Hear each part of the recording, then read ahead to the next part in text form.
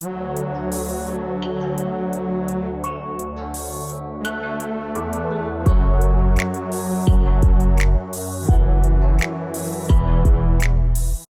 everyone, and welcome back to your favorite podcast. It's called Stop the Internet Podcast. I'm Kelee. I'm Jimmy. Welcome back, you guys. We are living true to our word, and we're doing a part 2. I know, we never live true to our word. I feel like we always say that and we never do it. Every single episode, we're like, let's do a part 2, and I've never thought of the subject again.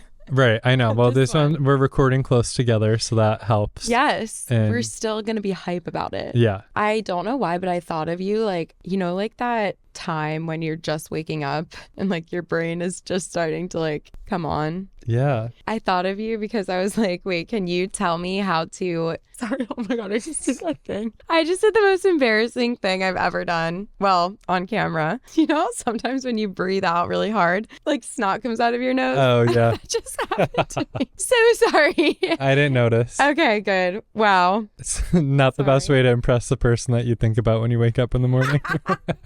Yeah, please. Don't judge me for that. Anyway, backstory for anyone that doesn't know, Jimmy's a speech pathologist. Is that your title? Like speech pathologist is your... Yeah, speech language pathologist. Okay, got it. Okay, and he works with children. So when I was younger, I couldn't say my R's. So I would say like a girl or like a pearl. Yeah, all your W's for R's. You're a glider. You glide. Cute. Yeah. So it was not cute when I like didn't grow out of it for a while though. I had to go to speech class in grade school and I went to Catholic school. So we didn't have like the most resources when it came to that because we didn't have that many students. So like you wouldn't need, I don't know, like a full-time speech pathologist. There's one woman that came once a week for like a handful of students and I was one of them. And they put me in a group with 3 other people. And on the first day I think I might have already told this story, so I'm sorry. But she was like, what do you guys struggle with? And all 3 of the kids said S's and I said R's. R was the only problem with my speech. Like everything else was fine. And she's like, okay, well, because 3 out of 4 of you need S's, we'll do S. And she never worked on R with me. Like even in the class, like when they were, I was like, that was so pointless. Like, why would you not just give them the papers for S and give me the papers for R? Because then you're supposed to go home and work on it with your parents or your siblings, like whatever. So strange. Yeah, that is strange. I mean, why? That's like kind of like not right. Right? Yeah. Like just because 3 need S's, I'm like, I'm fine. So my S's were fine, but she was trying to teach us the way to say S's. And she was like, when you guys say S's, bite your teeth in the back, your molars together and say it. So then I would go from saying like Sally sold seashells to Sally sold seashells. It was like more painful to do it like that. Right. But maybe, first of all, what's the point of that? So the point is because I'm guessing a lot of the other kids that were doing S were either like dentalizing their S sound. So that's like when your S is coming out from your teeth. So it's like Sally said something silly. But if you're biting your teeth in the back, then it brings your tongue back. Like your tongue is kept behind your teeth. So then you're like, Sally. Also, Sally. if you're like a lateral lisp, so the kids that are like, Sally said, like, you know what I mean? Like really slushy and a lateral sound. If you're biting it, it kind of gets your tongue in the right place to make the correct sound. Okay, wow. Yeah. So it's more like an overcorrection kind of thing. Like not something that you should do forever? Yeah, not something you do forever, but it helps you get the correct placement, whether it be a dentalized S or a lateral lisp. It could be like either or. Oh, a lateral lisp. For R, it could kind of help because a lot of times we'll work on like your lips kind of being more pushed outward and things like that. Because if you're doing like a W sound, so like if run was 1, see how my lips are going 1. But if you're biting your teeth and kind of working on pushing your things out and smiling, you're like run because you can't go 1. Because if you're going 1, your lips are rounded. Oh my gosh. So she might have been working on it with you without you realizing it as much. Okay. But she should have been focusing on the R sound, not S. Very interesting. Okay. I was going to ask you, one, to teach me why this is literally my thought when I was waking up with, can you teach me how to say an S? Like, is that what you do with the children? You tell them to bite their lips or teeth? Yeah, I mean, obviously it's like never a one size fits all. Okay. Sometimes like if kids are really lateral and like the air is flowing out to the sides of their mouth, I'll teach S by adding on a sound to a T. So if you hold on to your T sound, like T is pretty easy. Most kids get it. But if you hold on and you're like, that turns into an S sound with the air coming this way. Oh, yeah. Rather than out the side. So a lot of times I'll teach it that way. Oh, wow. Yeah, there's like a bunch of different tricks, you know what I mean? You just have to keep trialing and seeing what cues kids are most responsive to. Another one I do for S a lot of times is just using like a tactile cue. So they'll touch their entire arm. So we'll go like sun, say, sigh, and them feeling that makes them know that they have to keep the S sound going because they're feeling it on their arm. Because a lot of times they'll be like, and they like stop the sound. It depends on if they're using phonological processes, like that would be stopping. So a kid that won't say sun and they say ton because they're stopping the sound. So the placement's right, but the way that they're producing it is wrong. So then we'll start with like minimal pairs. So I'll show them sun, ton, point to ton. And then we get like the auditory awareness down. And then after that, we'll use the minimal pairs to go like ton, sun.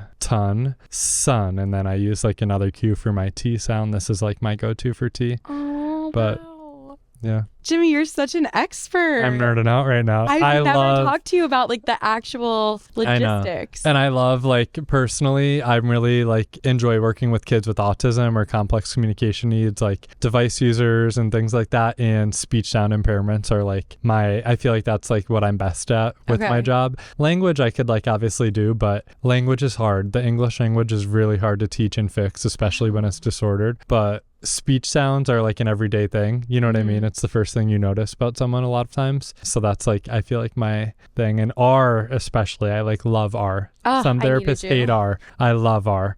Mine did, I think. Yeah, I know, right? A lot of times like therapists will like just avoid R because it's really hard to perfect. But it worked. I mean, do you think you learned it on your own? Yeah, because my parents, I'm sure, were working with me on it I don't think I went to speech until second grade. So that's kind of old to not, like, how old are you in second grade? Like 8, maybe 7? Yeah, but norms are kind of, well, they're changing now a little bit. Okay. But a lot of times with our kids, like a lot of therapists will wait and see because it does self-correct a lot of times because the age of acquisition used to be between like 7, don't quote me, ish, but now it's getting moved up a little bit further. Okay.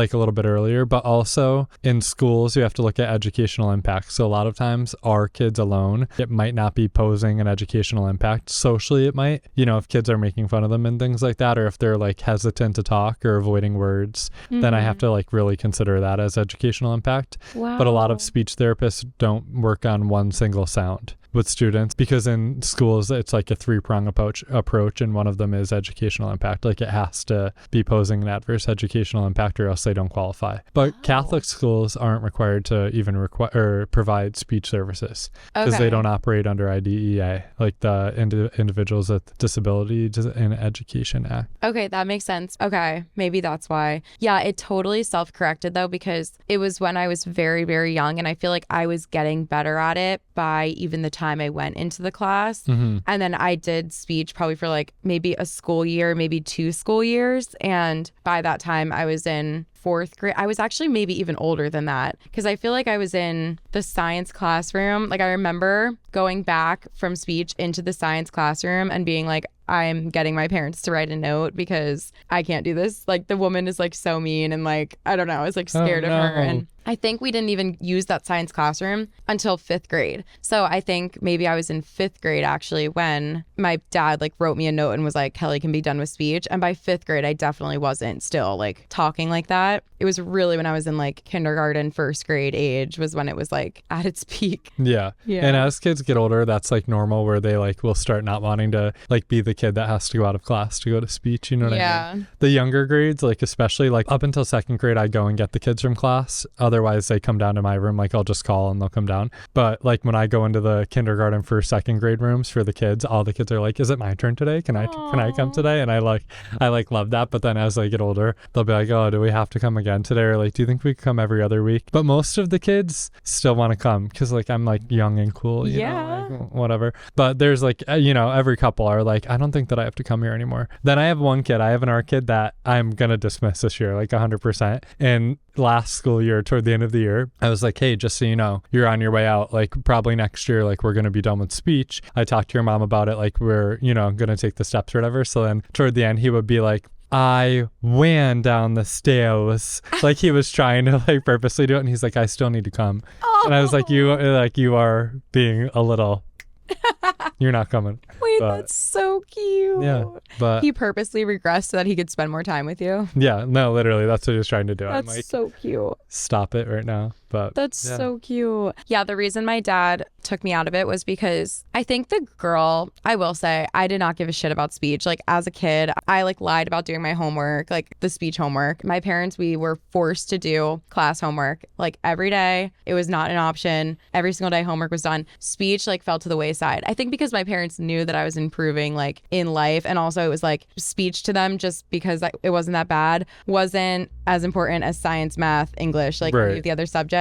So I would just like lie and be like, yeah, I did my homework, and like have my friend sign it. And so I must have been older. Like it must have been like 3rd, 4th, 5th grade, because I don't think I would have done that in kindergarten through 2nd grade. Like I don't think I would have had my friend sign and pretend to be my parents in 1st grade. Like I think that's a 4th grade thing. Yeah, I think you have to be older to do that. Yeah, so I think that this woman just like hated me too, because she knew I like lied about doing my homework and like was just like a menace. And she dismissed the other 3 kids from speech, and then she's like, you're not done with speech yet, and she like kept me in it. And then my dad was like, all right, I'm not taking you out of science class to do speech, like it's fine. Because at that point my speech was fine, or maybe it was just like the tiniest. No, because by that time it was 5th grade. It was definitely fine by 5th grade. So then he was like, I'm done. Like we can take you out. I don't want you leaving like a really important subject to go there. So that was the final like straw. You were done. You were like, you'll never see me again. Yeah, I was like, bye. Wait, also, can I tell you the woman's name? I don't know if this is like a privacy issue, but you know how you have like Jimmy Kimmel did a skit, or like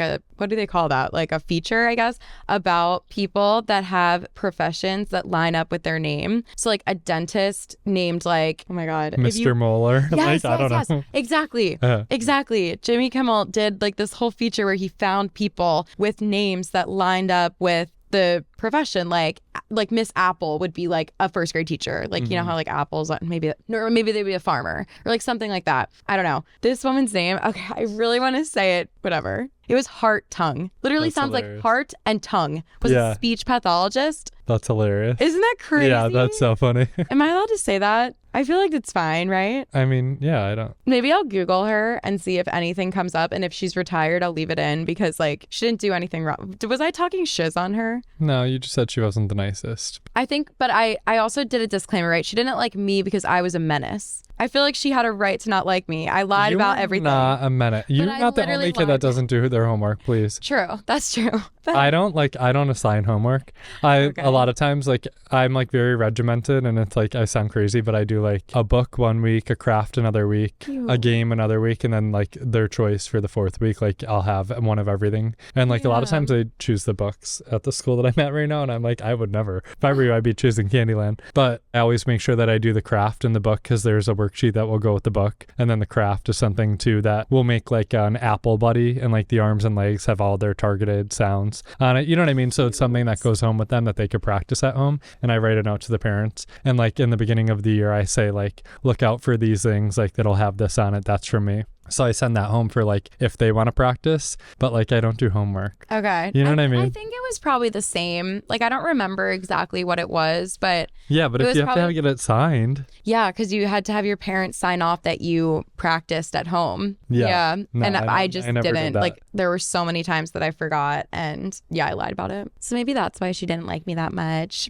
Menace Kelee. I'm just like doing all these disclaimers that I can keep in her name, because I just think her name is so interesting and crazy. Like the fact that is actually her name and her profession. Yeah, that's funny. And there's no way that this school would have like lied about someone's like name. No. 'Cause I'm sure there's certain children's, maybe this is not true. I was gonna say like if there's like a specialist that works with kids, like maybe they create almost like a character to interact with them to like make them feel more comfortable. Like, you know, like that TikToker Miss Rachel. I love like, Miss Rachel. Okay, I've never watched her videos. I just heard about her. Oh, she's amazing. Like, what if she changed her name to like, I don't know, she sings music? Yeah. Like musical Melanie or something like that. And like her name's not actually musical Melanie, but it helps the kids relate to her more regarding music. This woman, this was 100% her name. Like there was no way that it was like a character, like a fake name that she made for this job. Like that was actually her name. Yeah, and I feel like people, like teachers don't do that. Like if you have like an account, you might make one up for that, but like your day-to-day work, I feel like you don't. So it's probably just like a weird coincidence. Yeah. Yeah. Her heart was in her tongue. I mean, that's crazy. That's why she became a speech therapist. I know. Like I wonder if like subconsciously those people in those professions, like, because their name was probably, especially if they were a guy and didn't change their last name, you know, getting married, were they subconsciously their whole life being like, I have to be a dentist, my last name's Moeller. Right. Like probably. I have to be a speech pathologist, my last name's Heart Tongue. Or what if even weirder would be if she became a speech pathologist first and that wasn't her last name, and then she happened to meet a guy whose last name is Heart Tongue, and what if she was like, I want to marry you just because I want that to be my name because it would coincide with my profession so well. That might be a red flag. Yes, actually, great transition. I mean, it might be, right? Probably. If someone's marrying you just because they're like, if I met a guy whose last name was Podcast Star. I feel like you'd go for it for the clout. Yeah. Kelee Podcast Star. All your dreams are coming true one way or another. Yeah, exactly. It would be fate. I would think it would be fate, you know? I do think about, like, if I were to get married, I don't think that I would want to change my last name personally, but some people, when they get married and their names just, like, it does not match with the last name, like, at all. And now I feel like it's funny because when we were growing up, I don't know about you, but, like, my mom would always refer to people by their maiden name. Okay. And I'd be like, I don't know who that is. And she'd be like, oh, like, it's David's mom. And I'm like, no, her last name is this. And she's like, I'm calling her by her maiden name. Like, that's how I knew her in high school. And now I do that. And I'm like, oh my God, we are our parents, you know? Yeah. But I think especially if they don't have like a big brand, like I'm thinking of my one friend that got married and changed her last name. And now I 100% think of her as her new name, but she is a business owner. So like everything I see regarding like business, her Instagram accounts, like everything is her new last name. So I feel like it's more like I'm exposed to it more maybe. So I've never even never one time did I accidentally say her old last name. But it'll be interesting when like close friends of mine that don't own like online businesses, that I don't see their name written down like constantly, will I like mess up? I don't know. Yeah, I always mess up. Like I will too. I mess up more times than I don't. Yeah. And like, I mean, my friends don't care, you know what I mean? But yeah. Do you have any friends that didn't change their name and have no plans to? I don't know. I'm trying to think. I feel like most of the weddings that I've gone to recently, they've all changed. Yeah. I think most brides that I know, if it's my friend or like a client or anything, I will notice that like literally days later, their Instagram name is changed, which I think is cute because it's like they totally like thought about that and like went and changed it because they were excited. Yeah, no, I think it's cute too. I do. I can't imagine changing my name. Like, really? Can you imagine actually having a different last name? The person you're with, it's just they get to keep it. Like, it's just their last name. No, I can't. That's why. And I like my last name. Yeah, me too. So I don't want to change it. I don't want to change mine either. But I don't know. Like, maybe I'll change my mind when I finally get married. But like, as of now, I cannot imagine not having my last name. Like, I feel so connected to my name. Like, it's almost like changing your first. I guess it's different because you don't go by your last name as much. But like, I don't know. That is a wild thought to me. To have a different last name. I know someone who, like, from my high school, married someone and they both combined their last names and came up with a totally new last name, which I think is like a cool idea. I'm trying to think. I don't want to say what it is, but it would just be like, say, like one's name was like Hamilton and the other one was like Common Alexander. Or something, and they were like Hamelon or something like that. Like, you know what I mean? Like they took like the ending and the beginning and they put it together to have it be their new last name. And I'm like, oh, that's a cool idea. But I still I'm almost traditional in a sense where I like the lineage thing, you know what I mean? Like, I like that part of it. So that's why I would like to keep my last name, but I don't know. Yeah, I actually know someone that did the exact same thing. They took the two names and it was like the first half of the first one, second half of the second one, and you would never know that it wasn't this like passed down name. I also met someone that I feel like I can say that, well, whatever. This person I knew, she got married and okay, I'm just gonna say it because no one, like, I don't follow this girl or whatever. Her last name's Love. She told me that when she and her husband got married, they were both like, I don't feel that connected to my last name. I don't really care to have like my family's last name. I think that's what they both said. And she was like, so we both just decided to have the last name Love. And they literally both changed their last names. And now their last name is Love. I love it. Like, that might sound so weird, but like, if I just was like, I'm going to change my last name to Love, you'd be like, okay, what the hell? Like, that's so weird. But if I just introduced myself to a stranger and I was like, my name's Kelee Love, and they'd be like, oh my God, Love is your last name? And I said, yeah, look at my license. My last name's Love. People would be like, wow, that's cool. Like, I feel like at first it's jarring, but then once you like start living with it, it's like it was actually more shocking to me that she picked that name and it wasn't just like her birth given name or her married name. Like, I just thought that she was always blank Love. It was so cool. And then I was like, wow, you actually can make your last name whatever you want. It doesn't have to be your husband's name. It can be any word, any series of letters can just be your last name. Yeah, no, I do think that's cool. And I like, that's why in some ways I'm like, I care about like my last name. Like, I would like to pass it down. But also at the end of the day, like, it's literally a name. Yeah. It's a name. Yeah. I know a lot of people are like proud of them, and like I am particularly proud of it, but then like when I take a step back, I'm like, well, at the end of the day, it is just a name. Like, you're still you know what I mean? And that's like, true. I also think it's cool for people to like reclaim things in their own lives if they have like a bad connotation toward whatever it is their last name is, like they've had a falling out with their family, or you know what I mean, like something like that. I think it's nice that there's like at least an option that like you could do that. You know what I mean? I mean, celebrities do it all the time, right? Yeah. Miley Cyrus was like Destiny Hope Cyrus, right? Now she's Miley. So I don't know. Which have you been watching? Did you see any of the clips from her thing? Yes, her little Disney her Disney legend speech. Yeah, I love it. I was like a huge Hannah Montana fan, obviously, and no one knew. Like, no one knew. I was like, wait, really? Yeah. Aww. Well, no, everyone knew that I was a Hannah Montana fan. Oh yeah, no one knew that I was homosexual. Well, my one guy friend was a huge Hannah Montana fan, and he's not gay. He married a woman. I guess that's not nice for me to say. No, I mean, I would like cry over episodes of Hannah Montana. Loved it because, you know, she's living the best of both worlds. I'm like, how do I get to that other side? She's like, maybe some could argue that Hannah Montana was bisexual. You know, she had two lives, but wow, honestly, wouldn't surprise me. Allegedly, don't sue us. So I teared up a little bit watching her stuff because I really like cared a lot about Hannah Montana. Like the Hannah Montana movie, I could pretty much quote the entire thing. Oh, me too. Yeah. Oh, it's so good. We should watch that soon. I would love to. Yeah. It's so good. I could also quote it. Like, yeah, it's one of my favorite movies. And that's why I love when Taylor Swift performed Crazier. And that song slaps. It's such a good song. I'm hoping that it's on debut. I think it's going to be on the vault for the debut album. Yeah, I really do. I'm getting concerned that she's never going to release debut. Or any other ones. I know. I don't know. Ugh. It's a whole other thing. We could talk for another hour about that. Yeah, we could. I am very happy, though, that Miley, because I feel like she went through a phase where she wanted nothing to do with Disney. And I feel like she's healing if she's this comfortable talking about like her roots and, I don't know, this huge thing that was a huge part of her life that changed her life for the better, but I'm sure in some ways it was really hard. And like now she's like come to terms with it and she's happy, or she seems happy about it at least, and grateful for it. And I'm just like, wow, you healed.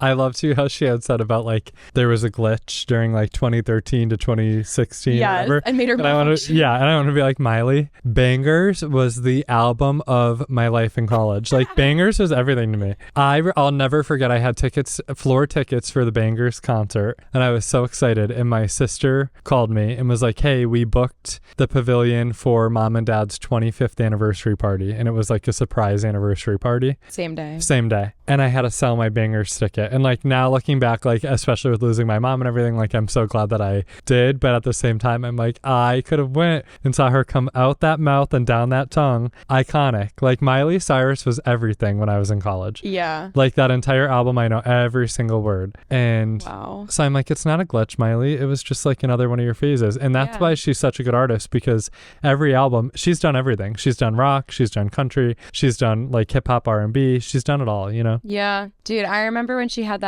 that blonde bun And then when she cut it off in the Instagram photo, crazy. Yeah. Also, I remember when the Bangers tour was announced, this was before I knew better, but I was like, I said to my mom, we should just buy 20 tickets to this concert when they go on sale on Friday morning at 10 a.m. and then sell them for 10 times as much as they're worth on StubHub. And I didn't know that was immoral at the time, okay? I was like, it's a business. Why not? Yeah, I mean, you have a business mindset. Ever since I was in high school, I remember. And my mom was like, absolutely not. Like, she didn't even entertain this idea for half a second. She was like, absolutely not. There's no way that concert is going to sell out. Like, what are you going to do with all the tickets if it doesn't sell out? And I remember being like, it's Miley Cyrus. Like, it's going to sell out. It's at the Wells Fargo Center too. It's not that big, you know? It's going to sell out. And she was like, no, we're not doing that. And we didn't get any tickets. And guess what? Sold out. I could have been a millionaire right now. I'm sure selling those 20 tickets. Yeah, a millionaire with no morals, but a lot of millionaires are that way, so you'd fit right in. That's very true. And you know what? I've never done that. I've never bought 20 tickets to a concert in hopes of selling them for way more than they're worth. So just know that I've learned. And it was because of my mom. Yeah. A moral woman. Your mom blocked out your own intrusive thought. She was like, we're not doing that, Kelee. Yeah, exactly. Yeah, your mom's a real one. I'll have to tell her things. Yeah. And all the people that bought a ticket at face value for that concert can also thank her too. Okay, should we get into our red flags? Yeah. That was a fun discussion. I feel like I learned so much. I know. You probably saw I love my job, so my face lit up during that beginning part. But... And you're so knowledgeable. I love it. Yeah, I try to be knowledgeable about it, but, imposter syndrome is still a real thing. So, yeah. But I try to be as dedicated as I could for the kids. And then during the summer, adios. That's why I'm probably in such a cheery mood, even though I go back in a week. A week is crazy. Yeah, but it's a needed break. Yes. So that allows me to be fully there for the kids, I think. I mean, you seem pretty dedicated to me. Thanks. I support you. Thank you. Okay, so we didn't lie. We're doing a continuation of the last episode that we recorded together, which was common red flags that are easy to overlook. We each had a list of a few of our own, and then I had a list that some other people wrote. Do you still have any on your personal list that we didn't get to? I have a couple, but they'll probably overlap with ones that Okay. I would think. Should I pick my most one that I like? Yeah, what's the one you're most passionate about? Okay, well, we already talked about, I think on another episode, subscribing to too many conspiracies, so I don't want to jump into that one. Oh my God, yes. But I just have to put that out there. That's true, though. That's very true. Yeah, I have to put that out there. If it's different to, we talked about being a complex thinker and being able to do that, but I just have to put that one out there again. But one that I feel I thought about recently is some people who are really mean to their family. Oh. I know that some people have poor relationships with their family and it's very justified, but I feel other people just don't want to give their family the time of day. And that part upsets me sometimes. And I feel people could overlook that. But I really do think a lot of times you could see how a guy treats his mother and think about how he would treat, someone else. Cause your mother is the nurturer in your life and who you care about a lot. So that's one that I feel I wanted to bring up because I do see that being a thing, where people don't have any, no time of day for their family. Mm-hmm. That upsets me because family means so much to me. So I don't know. What are your thoughts on that one? Actually, I totally agree with that because I feel it shows an underlying issue, I guess, because there's definitely a reason why people treat people either well or poorly. If they're treating their family poorly, they're either probably not a nice person, just base level in general, and they treat people bad, or maybe they have some sort of resentment from their childhood or anything, I guess, in life that they have against their family, their parents, and rather than dealing with it or creating boundaries, maybe putting yourself in situations with your family less or something, if they're actually, maybe they don't actually don't get along, or I don't know. Instead of dealing with it in any way, it just comes out as anger. And I think a lot of times too, people are meaner to the people that are closest to them because it almost feels you can't lose them. You can almost say anything to your sibling and you're going to bounce back. But if you said, or your parent, honestly, but if you said anything to someone that you're just starting to have a relationship with, they might be how do you think you're going to say that to me and get away with it? Mm-hmm. You can't talk to me like that. So you have more to lose in relationships that are further away from you. But the people that are closest to you, it's almost you fall into this this trap where you think that you can do anything or say anything and you're never going to lose them. And I think that people are that in romantic relationships too. Like it gets to the point where, I mean, at least honestly, I did that in my first relationship. I got to a point where I was like, whatever, I don't even have to try. Like, doesn't even matter. Like, I mean, it was like running its course. It was supposed to be over soon, clearly. But I remember like feeling that feeling of like, who cares? I don't like, doesn't matter. I'm fine. Like we're so comfortable that it's fine. But that feeling itself shows that it's not fine. Right. I just didn't know it at the time, I guess. And I feel like it's kind of the same with family. Like if you think that you can treat your family like that, like there is there's something else probably going on. Right. And I totally understand, like I said, like people who have bad relationships with their family for X amount of reasons, like that's a different story.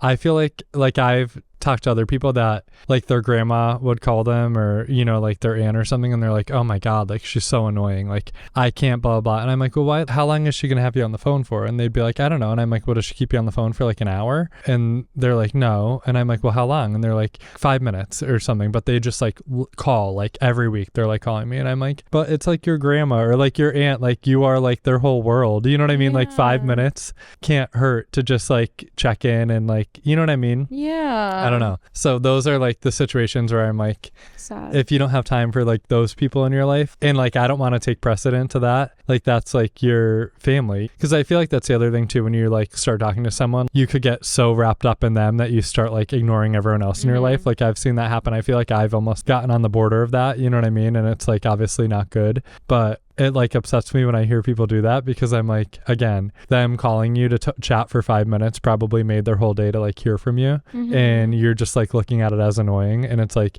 is it really hurting you that much to take 5 minutes out of the 24 hours in this day to just like talk to them? And that's not to say that I'm like every time that like someone in my family calls me, I'm like, oh my God, like why are they calling me again? You know what I mean? Like obviously you could have that, but like you should still make a little bit of time unless again, there's like some circumstance that is really making you not want to interact with them. But yeah, I don't know. No, I agree with that too, because it kind of goes along like a lot of people wrote down, okay, I always see the same like red flag or like idea that everyone says, and it's when someone's mean to a waiter. I have never experienced anyone that is mean to a waiter. Like I don't think I've definitely seen people maybe like lose their patience and get like annoyed at a waiter or like any kind of like customer service person. The person at the counter at the airport, it's not their fault that the flight is delayed, but people lose their patience sometimes. It doesn't mean that they're necessarily like a terrible person, but I have never been with someone at a restaurant that is just straight up like so rude to the waiter and like looking down at them. Like I don't know if I've just gotten really, really lucky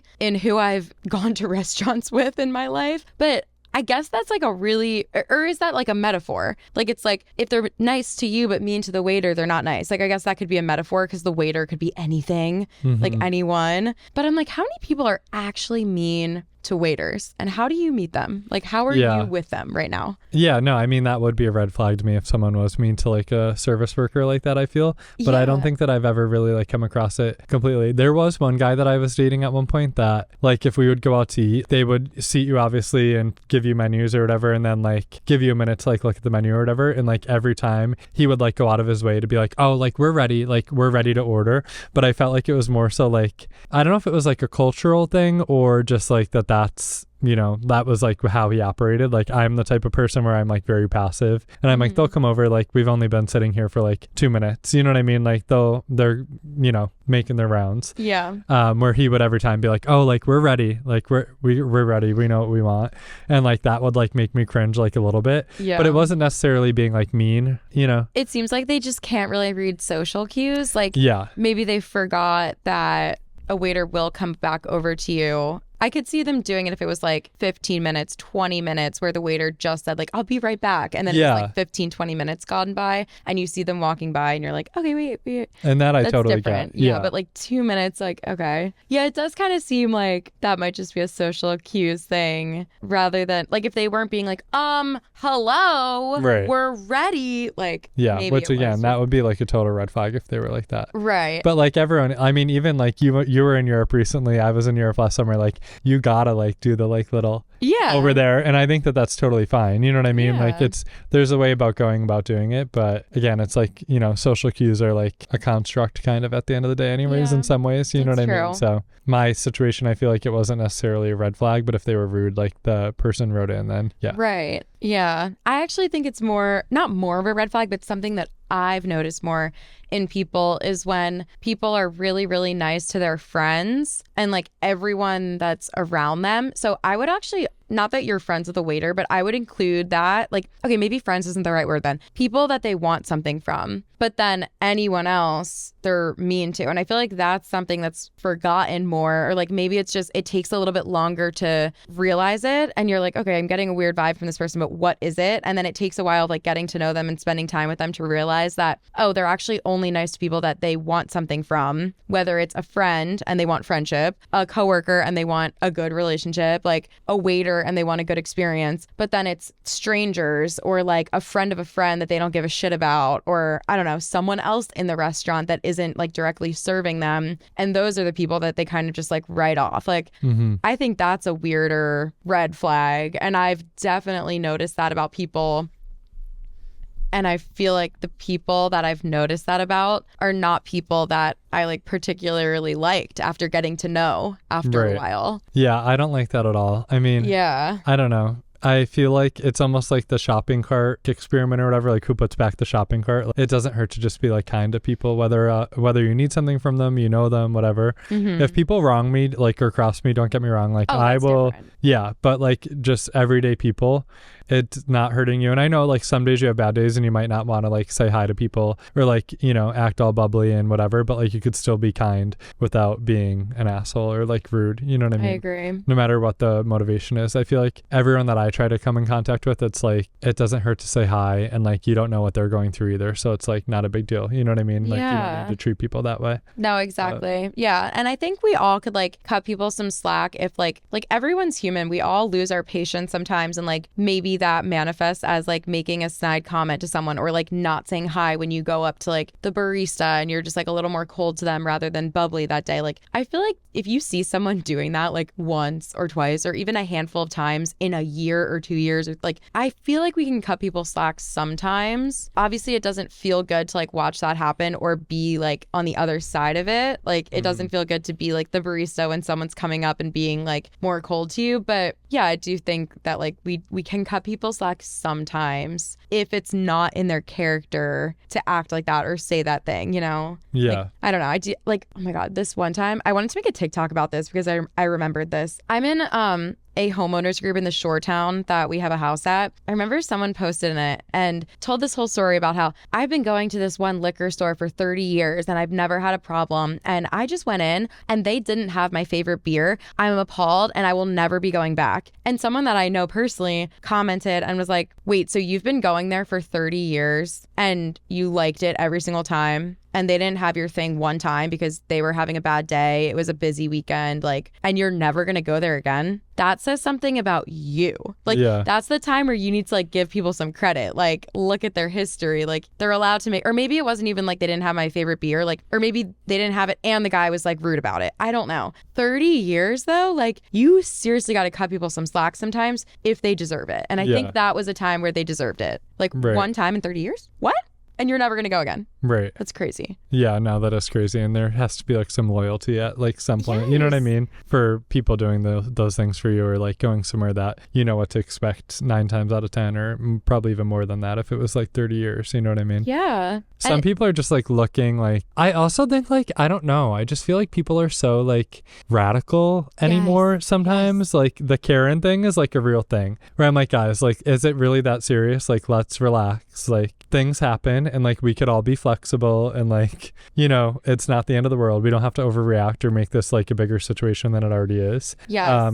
Or than it is like at all. Like that's not a big situation at all. Like drive somewhere else. You know what I mean? How many times like I will go to Giant and they're like out of shallots and then I have to go to like Aldi or Trader Joe's. You know what I mean? And it's like not the end of the world. I'm like, oh, whatever. Like they're out of it today. Yeah. I'm still going to go there, you know? Radical is the best way to put it. Like people are so radical in their reactions and their interpretations of certain things. And it's like, why are we like this? Like, why are we this way? We need to stop. And whoever it is that was like working that day when they were out of whatever that man needed and maybe like gave him a little bit, like he was probably making a big stink and they were probably like, I don't brew the beer here. Like, we don't brew it here. I don't know what you want me to do. It's not here. We don't have any. I told you that. Sorry. You could come back again. You know what I mean? Another day. But like, there's nothing that I can do about it. You know what I mean? It's like, even like, again, you said, I mean, the people in the airport, I'm a little guilty of giving a little bit of tood because sometimes you gotta like be a little persistent for them to put you on another flight. Oh, well, but I'm like the woman at the gate or the man at the gate, like they're not the ones that have the plane grounded. Like it's literally out of their control. But also like frustrations. Like I've been where I'm like,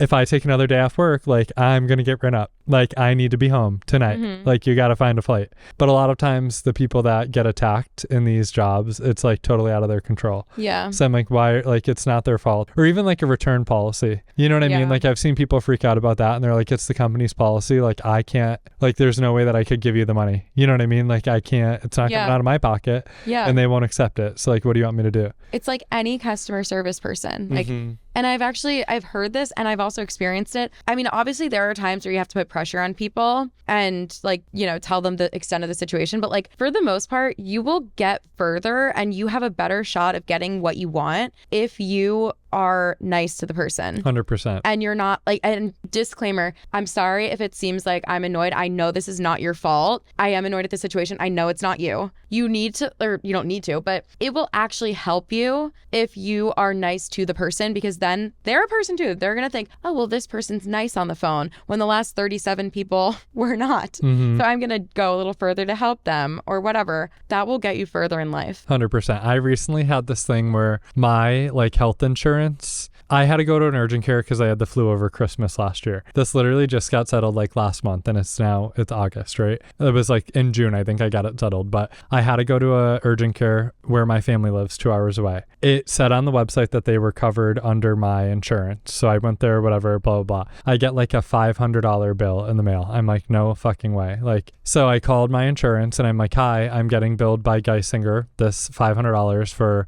literally a strep throat test. That's like what they were billing me for. So my insurance is like, oh, like we're gonna have to look at it. Like, are you saying that you want to appeal the claim that like we denied? And I'm like, yes, like I want to appeal the like claim, whatever, if that's what that means to whatever. So they're like, okay, like, well, it could be 3 to 4 week process. So we'll get back to you. I'm like, okay. So I don't hear anything for a month. I call them back again and they're like, yeah, so it got denied, blah, blah. And I'm like, so why didn't anyone tell me that this claim got denied? That's so annoying. Now Geisinger's sending me notices saying they're going to send me to collection. So I'm like, you have to call Geisinger right now and you guys got to figure this out. You're saying that on your website it says that it is. Now you're saying it's out of network. Well, I need to be granted like an appeal for this. You know what I mean? Because it's ridiculous. I literally had to call them probably 15 times. I'm not kidding. I was doing the job of both. Well, Geisinger was like, nothing we could do. They're not paying us. It was really my insurance. And every time like I would have to be like, I'm sorry, like I'm just getting frustrated because like I don't want my credit score to be bothered by this. Like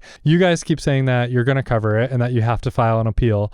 I'm not hearing anything back from you guys. They still don't have the money. Now you're saying that you paid it. Then they were saying that they paid it. They're like, no, check never came. Then they're like, we need the check number. They're like, oh, well, it has to be sent through your local health insurance, not the big Blue Cross one or whatever. It was so annoying. And that's when I was on the phone with them all the time. And I'm like, I know it's not your fault. I'm really frustrated. This has been going on for months. I need you to help me. Like, this is why I'm speaking this way. Like, it needs to be dealt with today. And I know that it's not your fault, but you need to give me. And I was like, I need your name. I need notes from this call. I need a follow-up email from you detailing what this call was because they're saying that they still don't have anything. But again, I was like, you know what I mean? Yeah, that's still like, it still seems like you were being nice though. Like, I guess like there's also a difference between like putting pressure on someone and having expectations when like money is involved. Like, yeah.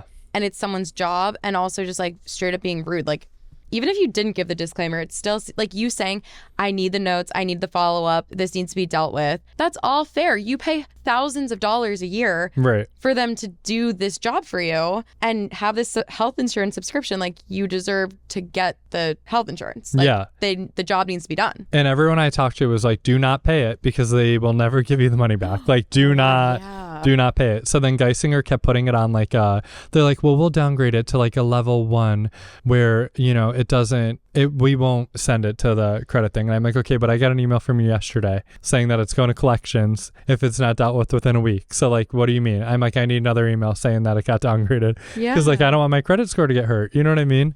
I don't know. It was so annoying, but it finally got settled. And I know the woman who like did it, and I like want to like call her back and be like, thank you. You probably so much for like doing could. this for me, because I wrote down everyone's names. I was like every detailed, like, this is what we discussed. This is what they claim they sent. They're saying they didn't get anything. This is the claim number. This is the new claim number, because then they had to do another one. It was like, that's but so annoying. There's a way about going without treating people rudely. Yeah. Sorry, that was a big tangent. No, it's okay. I know. I definitely left like the after the call review saying like it was helpful. Yeah. I think, but I was also afraid to do that because every time they would make it sound like they figured it out, and then it was like not. Yeah.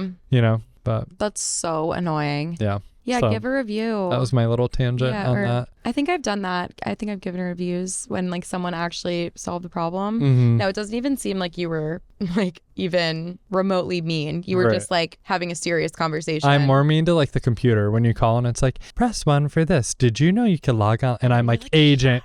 Give me an agent. Yeah. Agent. Need to speak to an. I'm like, Yes. I yell at the computer so I do that too. bad. I do that too. 'Cause I'm like, this is such a, representative. I'm like, please. And they're like, this one, other. And I'm like, representative, other, representative. Yes. Just put me on the phone with someone. Every time. Because every time they'll make it sound like if you press 2, you'll go to like bills and claims. And then it'll be like, do you know you could file a claim online? But goodbye. And they hang up. I'm like, Oh my God. That's the most annoying thing. that's what Joe Biden needs to take care of. Yeah. Seriously, I'm That sick of should this. be, they should not be allowed to hang up on you when they, have you dial an extension and then it just gives you a 1-word sentence and they're like, did you know you can pay this bill online? Have a great day. Hangs up on you. Yeah. I'm like, well, clearly I can't because there's a reason why I'm calling. Right. Like there's a problem with the online. Yeah. Oh my God. I it feel like irks that me. just happened to me. I don't remember the situation, but I'm passionate about it. So I know it did happen. Yeah. I literally can't remember, but I have the same thoughts. Yeah. Oh my God. So annoying. So annoying. Okay. Go ahead. Well, that was our first tangent. Yeah, that was the first Of the one. day. Which one did I even? Oh, that was mine. Okay. Do you want to? Was that yours? I think I said people that are mean to. Yeah. Oh, like, yeah. People that they don't want something from. Yeah, I have a couple basic ones. So one that I don't think we have to like spend too much time on it. It's like across the board. Excessive phone user. Oof, I feel like I do that. No, but like when you're first starting to date someone. Yeah. Are you like that? I don't think I try that to you are. not be. I don't think I am. I don't like think if I'm that at you would be. dinner with someone. Yeah. Yeah. It's one thing like when you're hanging out with your friends or like casually hanging out and you might want to like check your phone or whatever. But I feel like especially in the beginning of a relationship, Yeah. like that's when that really does irk me. Yeah, I mean, and too, like I'm not always on my phone. Like sometimes it'll take me like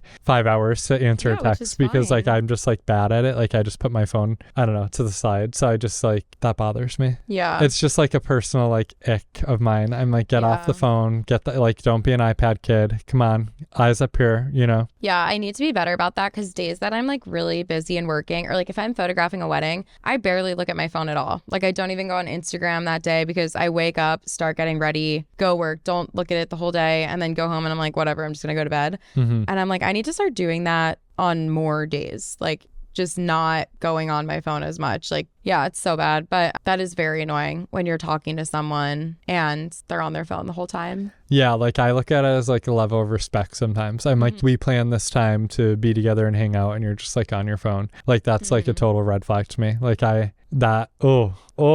Or just like not even just phone, but if you plan time together and they have anything else going on. Like I just was remembering this one story when it was also a past relationship when we planned to hang out, and then I like got to this person's house and they're like, I just have to work for 4 hours. And I was like, 4 hours? I was like, why am I even here? Like I didn't have to drive here. Like what am I to do? Just sit here alone? Like I could have been hanging out with my friends or family. Like why would you plan to work for 4 hours and have me come over at the same time? Like so annoying. Like yeah. I could have just come over later or the next day or like whatever. It was like a weekend trip thing. But it just annoys me when people like, I don't know, or like if you're gonna invite me over, don't also plan to play video games with your roommates or your friends on Xbox for like 5 hours that night. It's either plan it with them or plan it with me. Right. They can't happen at the same time though. Like so annoying. And I would rather like them cancel. Like if we had plans to hang out and then something came up where they had to work for 4 hours. Yes. Like something came across that was like, oh, this needs to be done. Oh, 100%. Just be like, hey, I'm really sorry. Like, hate to cancel. I know we had planned. But like to me, I would respect that so much more because I'd be like, wow, like they actually do care about like being present when we're together. And you know? I completely agree. If it was something that just came up, like, but this wasn't, like, they knew that they had to work. And I was like, are you kidding me? I was so annoyed. Yeah, that would piss me off. Yeah. Okay, I have actually something related to that person that you just talked about? Yes. Okay. And I feel like I'm going to go on like a tangent right now. But this was something that I saw someone else write in, and I have a personal story that relates. This is the quote. My ex just left one day out of the blue. I came home and all her stuff was gone. And this is this person's commentary. Ladies, if you hear this, run. Abusers know that they can't say, my ex was crazy nowadays. This is the new version of it. The woman likely had to flee for safety. Her family members likely had to protect her after fleeing. There's a reason he couldn't find her after she left. That commentary is a very like serious one, but just the first quote, the like, I came home one day and she was gone and all of her stuff was gone. I know someone that happened to. And I heard the story from the boyfriend side first. I knew this girl for years. They broke up. I heard this story like months later. I was like, oh my gosh, that's so sad. Like, what happened? They said he just came home from work one day. They lived together and the apartment key was on the table. Like, they shared a car and like the car was gone, like, and all her stuff was gone. And turns out that she left him to go be with her physical therapist. And I was like, holy shit. But in my head, I'm like, but that doesn't sound like her. Like, I've known her for years. Like, that really does not sound like her. Doesn't sound like her to up and leave, one.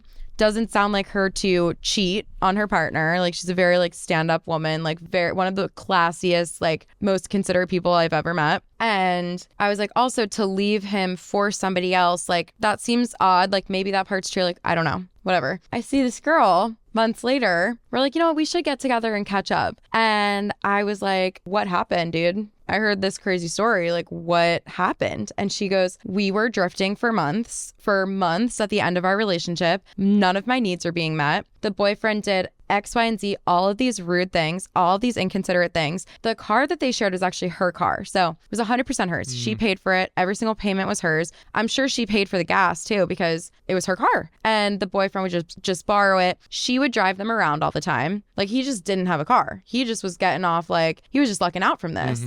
Every time that they went and visited their family, their friends, went here for a weekend, she drove them. And then there was this one time where he was like going out with his friends and all of his friends had cars. They drove to like a shore town, like down for a day, like an hour there, hour back, like whatever. He just used her car. Didn't ask. It wasn't like they were like, yes, we are partners. It is our shared vehicle. No, it's her car. You're just taking liberties. Why didn't you just ask one of your friends to drive? Like, that would be like me being like, yeah, let's all get on the shore. I'll take Jimmy's car. No, I won't. That's so rude. And then that was like just one of the disrespectful things he did. Every annoying thing in a relationship, this guy did it. Like, didn't give her the time of day. Played video games with his friends when she was together. They would plan to hang out for a weekend. He would invite his friends over and spend the whole time with his friends. And she would just be there, like, in addition, you know, like, just was not. It was just not a good relationship for the past like month and months. And yes, they did live together. And she said, I am leaving. I'm going to move out. Okay. He didn't believe her. He's like, no, you're not. You're not going to move out. She's like, I am moving out. My name is on the lease. Like, we both pay the rent. I'm going to move out. So you're going to stop receiving my rent payment. So you either need to end the lease. We can do that together, or you can do it on your own. But I'm ending my portion of the lease and I'm going to stop paying after this month. She gave him the runaround. He literally didn't believe her. He didn't take her seriously. He's like, you are not moving out. Like, there's no freaking way that you're actually going to move out. So then one day she said, I am leaving tomorrow. My parents are driving up here with their cars. We're going to pack my stuff into my car and in their cars and I'm leaving. I've talked to our landlord.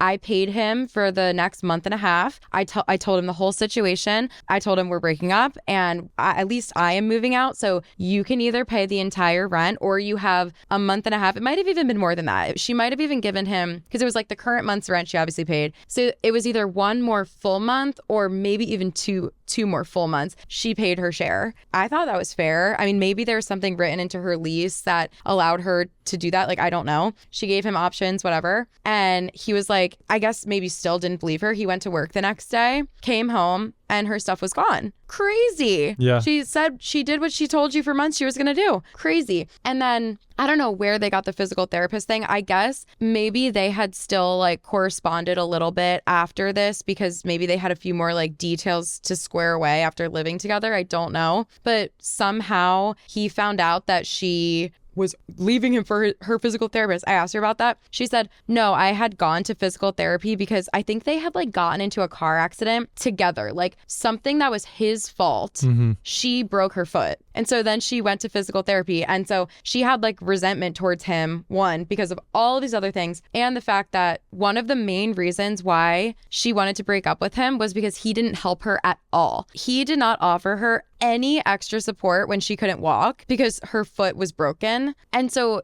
that was another reason leading up to the end of the relationship that she's like, I'm breaking up with you and I'm leaving. So she was in physical therapy for the past the last few months of their relationship. And then she broke up with him, whatever. And I think he just assumed that she was leaving her. I don't remember exactly how it came out, but I asked her about the physical therapist and she said, oh yeah, he was like a young-ish guy. So months and months after the breakup, it was when physical therapy was ending, she shot her shot with him. And she was like, hey, I mean, you seem really great. If you ever want to like get drinks, like you have my number. He never contacted her. Like she shot her shot with him in a very simple, casual way.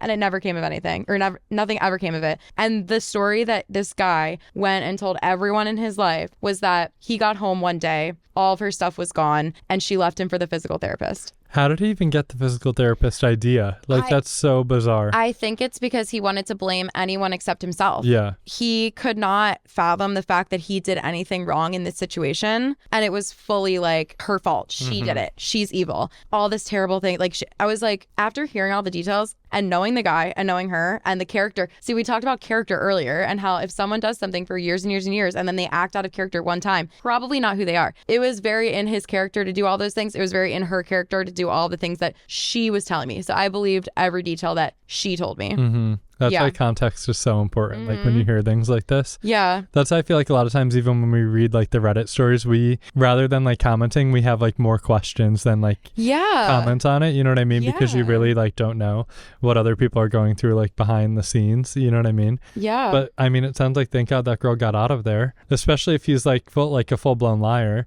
Like it sounds like he doesn't want to confront the type of person that he is. Yeah. You know what I mean? I honestly think that like knowing him, I think what happened was he was very like sure of himself. And then this relationship started like going downhill. And because he was sure of himself, he's like, oh, well, it can't be my fault. Like, there's no way it's my fault. Like, I'm doing everything fine. I'm not doing anything wrong by taking her car and driving my friends all around. And I'm not doing anything wrong by like not giving extra energy to her because she broke her foot. Like he just probably thought he was fine and then couldn't be convinced. Like when she started like voicing the problems that she was feeling, he just couldn't imagine the fact that this could be real, like that she could actually be feeling this way, you know, like, and then I think that after they broke up, he was like, oh shit, like I actually just lost her. She sucks. Like, and then tried to like blame, like internally blame her. And then, tell all of his friends this like really crazy story. Yeah. I feel like too, it's such like a thing of control. Like where he thought that he had such control over her that it's like, she'll never leave me. I could treat her however I want. You know what I mean? Like I could do all of these things. I could take her car.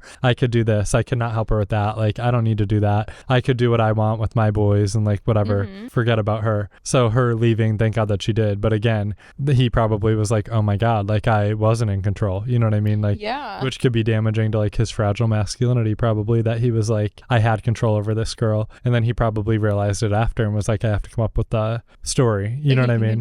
A story that he can control. Yeah, exactly. That's so bad. No, probably. And it's like sad too, because the relationship, like the first example I read was like about an abusive relationship. This wasn't an abusive relationship. It was just unfulfilling. And the guy was just inconsiderate. So he didn't abuse her physically, but they just weren't meant to be. And he just was not being like an amazing partner. He was just not considering her needs whatsoever. He was putting himself first in like every situation. Sure, like you might look at them and be like, oh, it was simple situations, like a weekend hanging out with friends. But the thing is, when that happens all the time, like it's so easy to just fall into the trap of like, well, my relationship, it's not abusive and it's not toxic, but why doesn't it feel good? Like, oh, it's because it's unfulfilling. And that's, I'm not going to say it's equally as bad as being abusive or toxic, but like it is bad in its own way. And it still means that you're not meant to be with that person. And I feel like those are the situations that are even easier to fall into, because you're like, oh, well, it's good on like Fridays, but like every other day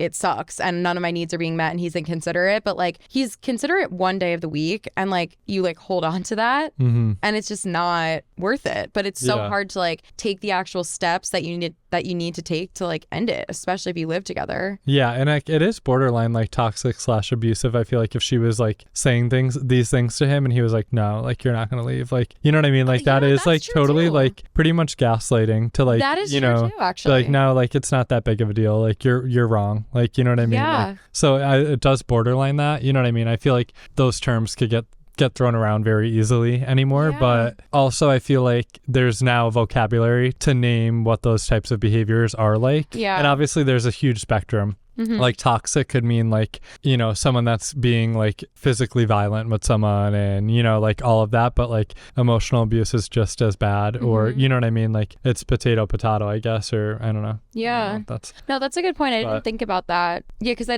don't know like exactly how many times she told him like, I am leaving. Like maybe there was like times where she had like, they were having conversations about like, are we meant to be together? And in those moments, maybe that's when she started saying like, I think I'm gonna leave. And he's like, no. So like, I don't know exactly how many times like she said to him in black and white, I'm moving out, I'm leaving you, and we're done. And he's like, no, like you're not gonna do that. So, but it at least happened once. Yeah, and it sounds like the day before she left. I mean, I think that it would have happened more than one time too, especially because if she like had already planned with the landlord and like this was a very pre-planned thing. Like you hear people that like leave overnight because of like a big fight and it's kind of like a rash thing and they're like, I've been feeling this way, but like that was just it. Like I had to get out. Like I couldn't do it. Like it sounded like she actually had this planned out. So I would assume that she would have talked to him about it more than just like one time. Yeah. You know? I do think the guy is like in denial though, or at least he was. And you're so right about like the control. Like he is trying to just control this narrative, because the fake narrative that he's making up in his head is the only thing that he has control over. Therefore, it's the only thing that he can like cope with.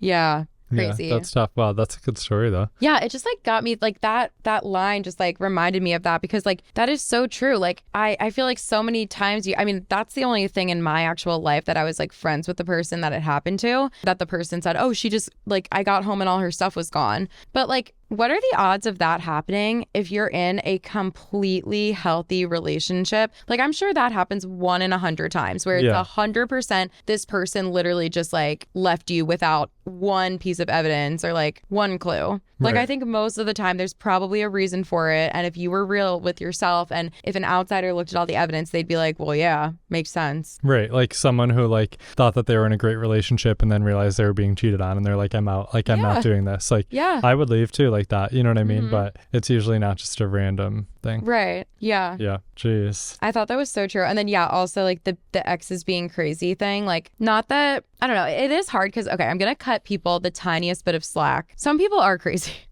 Some people are like emotionally immature, and sometimes you end up dating them and then you don't know until you're actually dating them that they are emotionally mature, crazy, delusional, whatever. So there are probably some good people that have like a crazy ex, you know?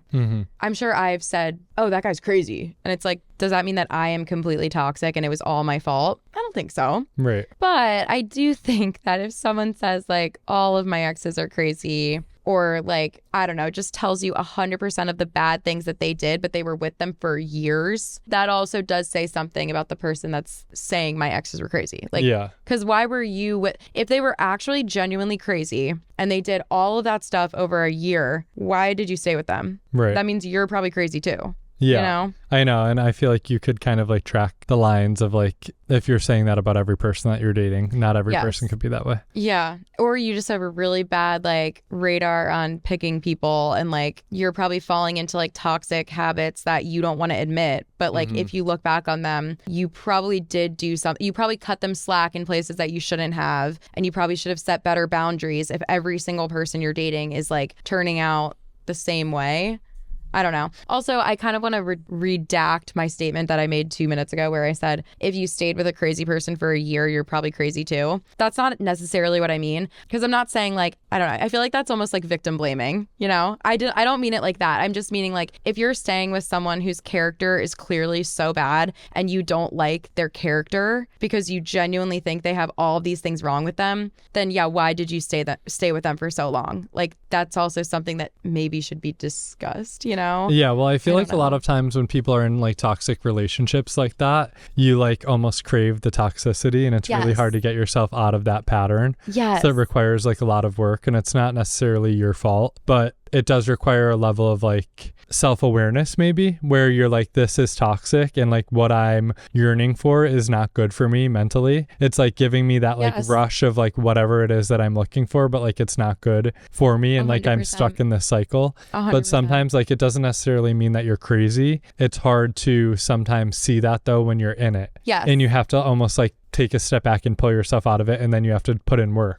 on yourself to get yourself out of that situation a lot of times. I 100% agree. There is like something that is exciting in some people's human brain revolving around like fighting or like drama or craziness. Yeah. I guess what I mean too is like, if you like, I'm literally thinking of someone that I know that this is why I had the thought of like, oh, why did you stay with them for so long? Or like, why did you continue this? Was because it was a couple that broke up. And the guy said, oh, she's crazy. Like, my ex is crazy. But they still kept like going back to each other for like a year and a half after their breakup. And the whole time he's saying, oh, well, she's crazy. So like she's doing all these crazy things and like hurting me. It's like, well, you are also making the choice to go back to her when you are obviously feeling negatively about her and you think that she's crazy. So if you genuinely think that she's crazy, why do you keep going back to her now that she's your ex over and over again? In that situation would be like the example of like, well, what are you doing wrong? Because if you were a good, like if you had really good like judgment of character, you probably wouldn't keep going back to the same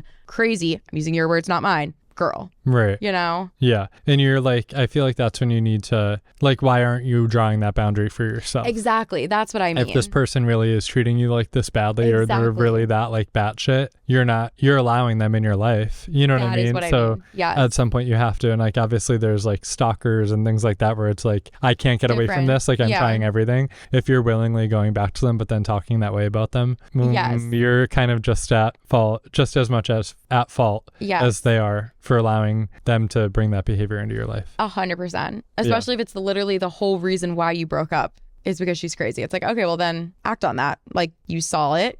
You obviously are not okay together. Act on it. Like, why are you not acting on it? Like you can't complain about someone and how crazy they are and then go back to them as an ex, like your ex-girlfriend or boyfriend, and go back to them every 3 months and hook up or do whatever and pretend everything's okay, and then leave them for 3 months and talk about how crazy they are, but then go back to them and then do the same thing all over again for a year and a half. Like that's where it's like, okay, we're both making mistakes here. Right. I know. And I feel like it's so easy to like be like, oh, they're so crazy. Like with like, you know, they always want this or they always want that. And like some people are just looking for different things in relationships too at the end of the day. So like, that's why like, I feel like with my experience with dating, if like there's someone that I feel like they need to be like texting 24/7 or like this or that, where I'm like, oh my God, like this, like it might be driving me crazy. You know what I mean? But like, then that's when I'll be like, hey, I'm really sorry. But like, I think that this is what you're looking for. And like, I don't think that I could give you that because that's just not how I operate. And like, I think that this is what you're trying to get out of a relationship. And like, communication is important to me, but like not all the time. You know what I mean? Like while I'm at work, like I don't want an expectation to be that I'm like answering every text because I'm not even on my phone. So like, I can't give you what you need in this relationship. So I'm really sorry. Like this is where, like, that doesn't necessarily mean that they're crazy, but they just need something else from a relationship that you can't give them or that you're not, you know, on the same page about. And I feel like that's okay to be that way. You know what I mean? Some people want that too, but that is such a good point, because just because like you don't align with someone, it doesn't mean they're crazy. And the fact that you could be like emotionally mature enough and just mature enough in general to recognize that just because you don't align with someone doesn't necessarily mean that they're crazy. And just because they have a want for their relationship that isn't the same as your want doesn't mean they're crazy, even if the want may seem like more intense than your want, you know? Like, that's such a good point. I actually dated someone that we were talking about exes, and I remember I was like, this is the biggest green flag like I've ever experienced so far, you know, because I had this like string of like, okay, not good, not good, not good, not good. And then I met this one guy who was like talking about his ex, and he was like, yeah, she's not a bad person, just not for me. But then when we dug deeper into like, because we talked about like, why did this relationship not work out and what are you looking for that's different like for future relationships, and just like the way that he talked about her, like there are certain things where objectively you could have been like, dude, that's crazy, like she needs to grow up or like something like that. He never said that. He was just like, yeah, just not for me, just not for me, nice girl, not for me. Like that's the only way he would describe her. And I was like, that is just such a green flag. Like, yeah. Whereas so many other people would be like, oh, she's freaking crazy and like needs to grow up. Like you just don't even need to say that about people that you're not dating. Like you don't need to insult every single person that you're not meant to date, you know? Yeah. And I think it makes it harder. Like if you were to say to them like, hey, I can't give you this in a relationship, like I'm really sorry. If they don't accept your word and they like keep bothering you and keep reaching out and like, you know what I mean, over and over again, or like again, showing up places that you are, like something like that to me is then it's like, whoa, like this is a bigger issue, you know what I mean? But if they accept it, like after you're realizing this, like maybe that's just how they operate and like that's okay. You know what I mean? Like that doesn't mean that they're crazy. Yeah. Just like what they need out of a relationship is something that you can't give them or you're not interested in. Yes. But again, it could, you know, I've dated other people, like I think it really has just been one person where it's like, they just like, remember like every month I'm like getting a text and I'm like, hey, like this was very clear. So then I just like had to stop answering. And that's the point where it's like, I made very clear my boundaries and you're not respecting that. Like something's up over there. Like you gotta leave me alone. You know what I mean? But yes. Also, I do want to like clarify that I've definitely had people from my past that I've said they're crazy. And I kind of feel bad about it because while I may have thought that at the time, like, it's like, whatever, like everyone makes mistakes, you know, everyone is caught up in emotion at some point and like sends a text that is like a novel and you're like, holy shit, or like, I don't know. Not that I'm cutting everyone's slack, but like, I'm just trying to be real. I've definitely literally done, because I feel like the red flag thing is like saying, oh, that my ex is crazy. Like, I've literally said that. But no, same. Yeah. I don't know. I think we're all guilty of it. Yeah. You throw, and again, you throw that word around, like, you know what I mean? Like everyone throws that word around. Yeah, that's another thing. Yeah, people throw it around. But, and it's hard too with just dating in general. You know what I mean? Because you're like, you want this to work. I'm feeling these emotions because I'm like, oh my God, like here's another one that's like not going to work out. I think it's understandable. You know? And then also I do feel bad for saying like, well, then why did you stay with them for so long? Because sometimes you don't know that someone's crazy until after you break up. Yeah, no, and it's hard to. Yeah, you could be like, well, why were you with them for so long? You didn't see it. And it's like, well, no, they were a really good liar. Or they like, we weren't together long enough to face any like hardships. And then the hardships came out and they acted completely different, like something like that. So it's really not black and white. So I feel like, I don't know. I just want to take back any blanket statements that I made. Also, some people are just crazy. So I've definitely said people from my past are crazy. And I kind of agree with it still. So like, I don't know. It's just like hard to. Yeah. And in those situations, like people could be getting manipulated and not realize it. 100%. So that's the point where it's like, you know, it's not like, that's where I feel like the victim blaming and things like that come into play. But yes. And like, I don't think either of us are trying to do that at all. Just to clarify. Yeah. We're not trying to like, blanket statements. I feel like I make blanket statements a lot. And then I'm like, well, do you even think that? So. And it could all be applied to different situations. 100%. You know what I mean? So. Yeah. Wow, I feel like we did it. I feel like that was good. Slay. We really slayed. And I said 2 things on my list. Me too, I think. I think I said 2 things. And I still have so many more. Part 3. Then we'll have to do like did we do a green flags episode? I feel like we did. I feel like we did. Maybe you did with someone else. I don't even know. I feel like, was that what we did on your roof when we recorded on your roof for the first time? I don't remember. Probably did. Did we do green flags? I don't know. Oh, you don't, okay. No, I was just marking the other one that I did so that I didn't forget. Got it. I put my little X's because I'm in my little notes app. Good. Yes. Oh my God. Yeah. I was trying to organize the notes from last time and I was like, okay, I'll put all the ones that we did down here so they're not in the way. It was like 3. I know. No, I know. I was like, wow, we covered a lot. We like to talk. I know. Yeah. I like it though. It's more fun. Yeah. Love our tangents. Okay, guys, thank you so much for listening to our podcast. We love you. We appreciate you. And we'll see you in the next one. Bye.